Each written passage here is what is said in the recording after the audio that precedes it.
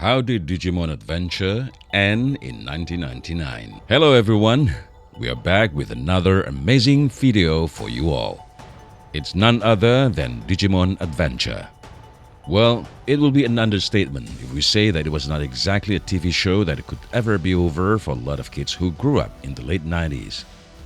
It was always there, right? New islands to discover, new and weird creatures to battle, more evolutions to see, and more weird and wonderful digital monsters to meet all the time.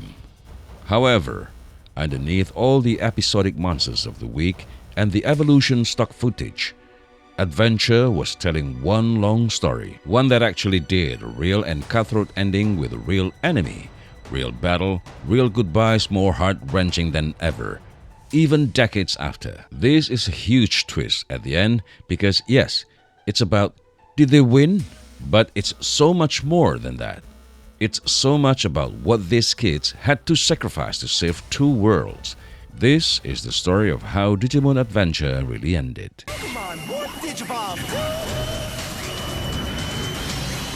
From summer camp to saving two worlds. If you ever want to know how the show's final episodes have such a profound emotional punch, you must first know what the show was about and why its final story is so important. We need to remember the origin of this great voyage and what it became. The essential concept is a kind of cliché though. Yeah, cliché. You heard it right. 7 unassuming children, eventually accompanied by an additional one, are suddenly whisked away from a summer camp in Japan and dropped into the alien digital world head first. Seems magical, right? Yes, of course, for 90s kid. It was a lot to take. These confused kids are given a simple digivice to handle that they don't know how to use and are each given a unique Digimon to play with. They traverse this bizarre terrain and realize that they have been selected to be the Digi-destined or chosen children. They are not only driving to survive, but taking proactive measures to ensure the safety of the digital world as well as the real world. The first 3 episodes in this series are brilliant in building up the tension. They battle against opponents such as Devimon, Etemon, Mutismon, and finally the apocalyptic Dark Masters. As the show's stakes rise, it's clear that the problem is getting bigger and bigger, starting with a now familiar monster on the island issue and finally rolling out into a cosmic level annihilation. Adventure always brings these fantastic dangers back to the children's painfully real life. The story often visits their families in Odaiba, where the parents are unaware of where their children are. We witness the strong emotional roots given by TK and Kari, and the big competition between Yamato and Taichi. The end of the story sees Adventure no longer a monster of the week. It's now become a complicated treatise on duty, suffering, and whether children are capable of bearing the weight of saving all things. The conclusion has an immense impact directly, because of the hard journey the audience has been through, and that not only because the final enemy.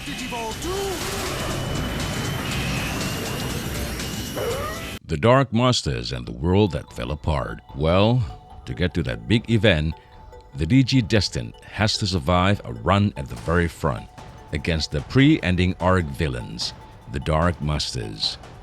These 4 Digimons not only defeat the digital world, but they warped it into a broken and twisted place. Metal Sea Dramon, Puppetmon, Machine Dramon, Piedmon. This is a special arc that is meant to break down the kids physically and psychologically. It's something out of the box in whole. This section is like a spreading nightmare. The Digi-destined are engaged in brutal fighting. The digital world is literally transformed around them. This great external pressure in the end leads to serious emotional disruption among the children. Let me remind you that Yamato is being torn apart by his loneliness, and Taichi is devoured by guilt over his leadership. Kari's part in the action and her enigmatic illness only heightens the tension. These episodes are suffused with a "we are not enough" vibe. Later on, When Apocalymon confronts the kids with an overpowering threat, it is a lot more shocking to them than it ought to be. There's a huge collective sigh of relief when the Dark Masters come down. The kids feel they've done it, and that the broken digital world can heal.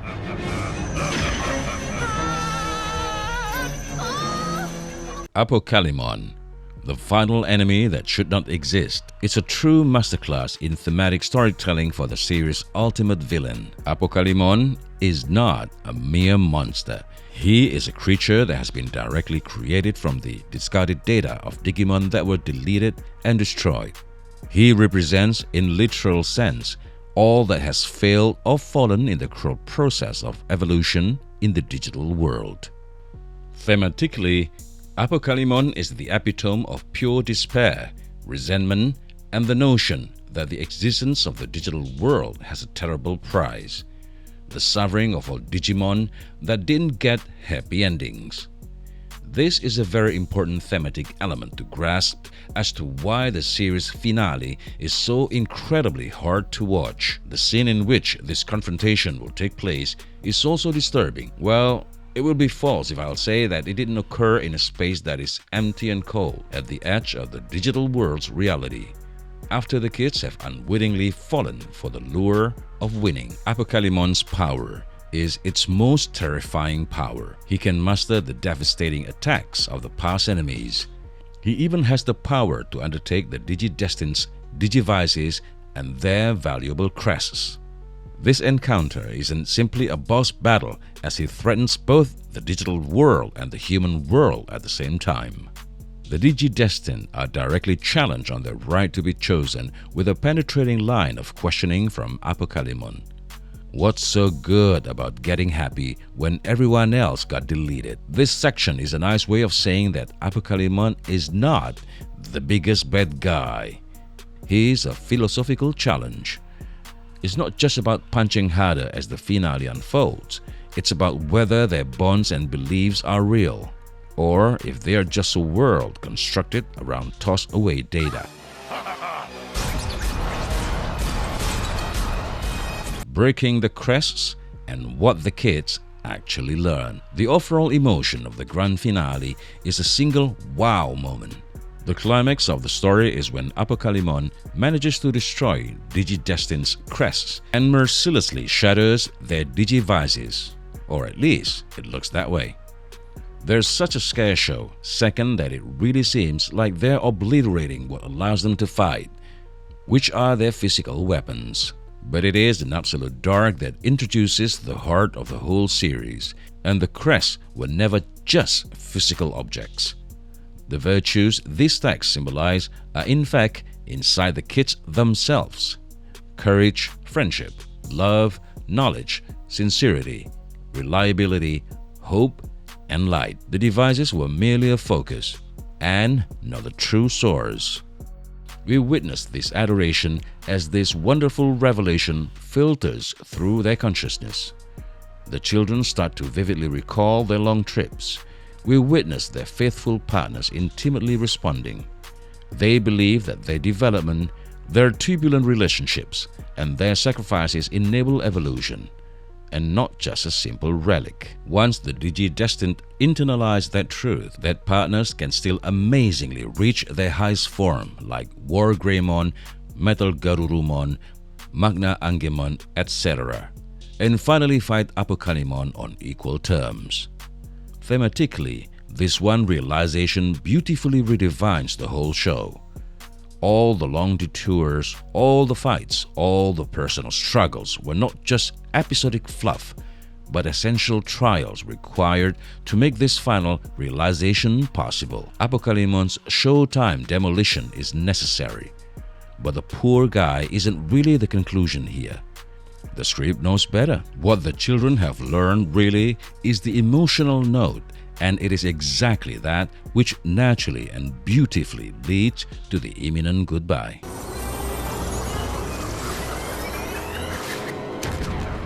The digital world heals, and so do their lives. The apocalymonic darkness is finally over, and the chaotic digital world is rapidly beginning to calm down. The strange terrain seems to come to a sane sort of normal, the data doesn't fall apart, and there's a feeling of real peace for the first time in forever. But this peace has a lot of strings attached. This relationship between the two worlds is a close one, and it is unwritten rules, or the digital world itself, that make it so. The door that enables physical children to enter the digital world is considered too precarious to be left open. The children are very much aware of their miraculous victory in saving both worlds, but are also making it clear, either by explicit or implicit means, that this is a great triumph and therefore they must not stay. It's right where the tone changes from triumphant to most definitely bittersweet. This is an inevitable departure that nicely wraps up each of the story arcs. Today, Taichi has become a complete adult and a great responsibility bearer and a true leader.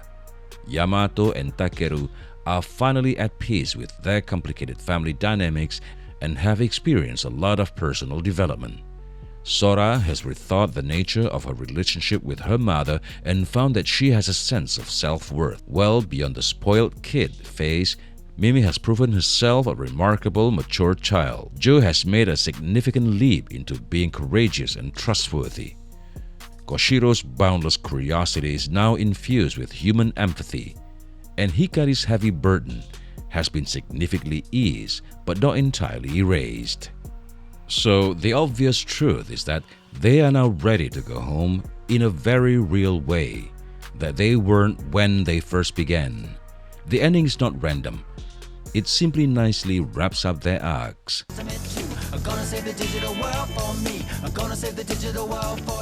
The goodbye at the train when the kids have to let go. This takes us into the heart of the series, a chain of complete and sincere worship. The imagery is iconic.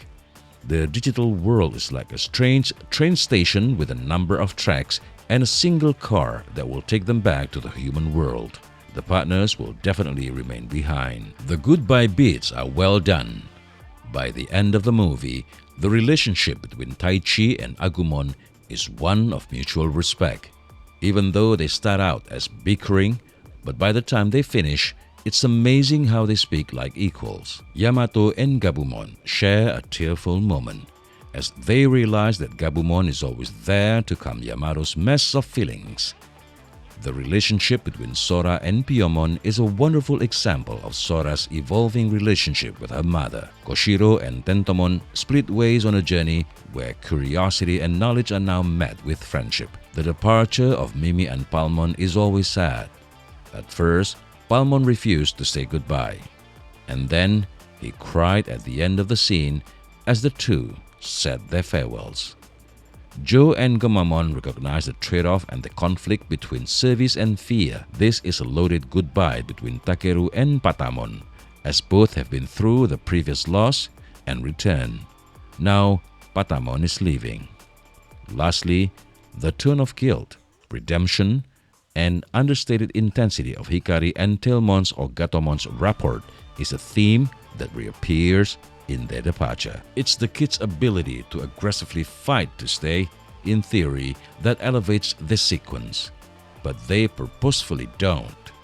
They courageously decide to leave, to allow the digital world to be there without them constantly directing it, to accept the world they helped create without interfering. Their partners run alongside the rickety train as far as they can, and the children lean out or watch as the digital world slowly fades away. The silence and the specific tracks here are used brilliantly in the series, and the motifs of the iconic butterfly and the evolution take on a new meaning, as it isn't a fight, it's a painful goodbye. It's not a burning manly sacrifice. It's the moment that children discover that their childhood is bound to end at some point and some world must be left behind. The immortal voice of the opening theme, Koji Wada, is widely reported to have often pointed out how the track Butterfly always moved people's heart at this climax. A love song for true bravery transformed into a lament for deep heartbreak and poetic yearning.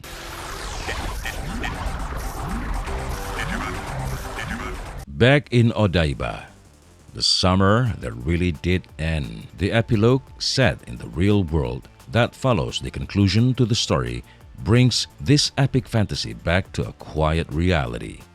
The kids are brought back to Odaiba, more or less the same summer they left. To everyone else, hardly any time seems to have passed. Parents may have a vague sense that something is wrong, but it's a pretty normal day. The episode does, however, pay attention to how their experiences in the digital world, in a way, change their behavior, though not in a dramatic manner, but in a more subtle one. Taichi is a leader with natural ability and a calm demeanor under pressure. Yamato's interaction with TK and his father really changed drastically. Sora shows her mother how to communicate. Mimi shows a surprising willingness to bravely face uncomfortable situations. Joe confidently accepts his responsibility in both worlds. Koshiro strikes a perfect balance between curiosity and caring. And TK and Hikari are quiet, strong. Small visual or dialogue prompts that quietly suggest that there's still this other digital world out there. Strange signals, traces of information, or just kids' sense of connection. It must be emphasized at this point. No. There's no, and then a new thread appears, Stinger, in the original ending. This sequence would truly be the end of that story. But at the moment of airing, the team was well aware that they had more story to go. According to reports, series director Hiroyuki Kakudo and his team laid out the ending meticulously with the idea of capturing the ephemeral, enchanting spirit of a childhood summer. This was a huge digital world adventure for the original viewers, but it was also a huge circle of life, starting at a carefree summer camp, then going through the massive adventure of digital world, and ending with a return home fundamentally changed, but still just kids.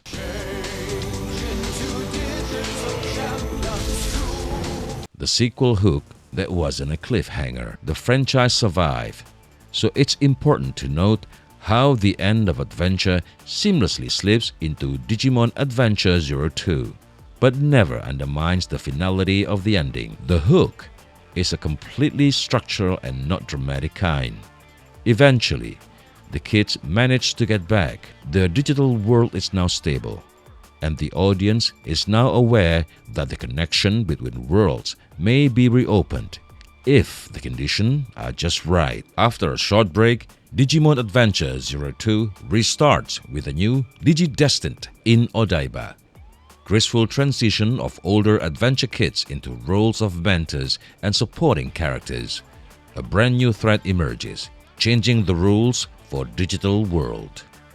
But again, it is crucial to stress that the awesome conclusion of the adventure is a complete entity in and of itself. 02 does not use it as culminating event that has no resolution, but as a deep background and frame of reference.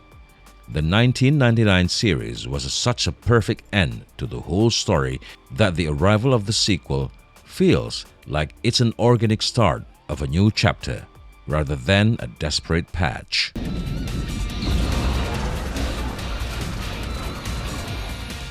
The Afterlife, Tree, Kizuna, and Rewriting the Goodbye. This analysis is a study of the broadcast in 1999 only, and it is essential to recognize later continuation in order to appreciate the legacy. Some projects, such as Digimon Adventure Tree and the more recent Digimon Adventure, Last Evolution Kizuna, felt compelled to revisit the original Digidestined as teens and young adults, and thus to jointly bring up the seemingly taboo issue of what the Digimon story really ends up with. Later works take a more active role in reinterpreting and extending the original ending, sometimes adding a measure of complication to the neat, resonant ending of the 1999 finale. These modern continuations have garnered passionate fan reaction that has been split.